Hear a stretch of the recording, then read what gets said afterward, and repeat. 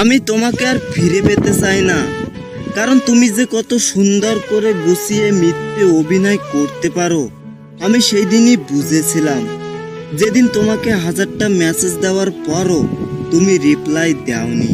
হ্যাঁ, তোমাকে আর ফিরে পেতে চাই না, কেননা যে মানুষটা নিজের ভালো থাকার জন্য ফেলে যাওয়া সকল স্মৃতিগুলো ভুলে গিয়েছে এক নিমিষেই, আর যাই হোক সে মানুষটা কখনোই কারোর প্রিয়জন হতে পারবে না।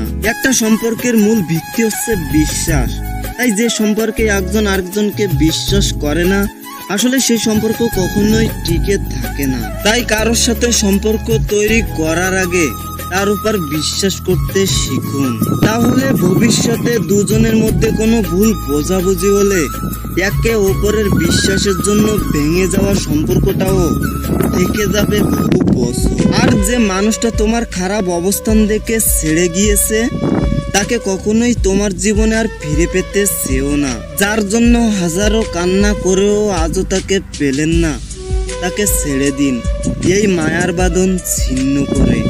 তাই তো আবারও বলতে চাই, জীবনে যাই হোক না কেন তোমাকে আর ফিরে পেতে চাই না।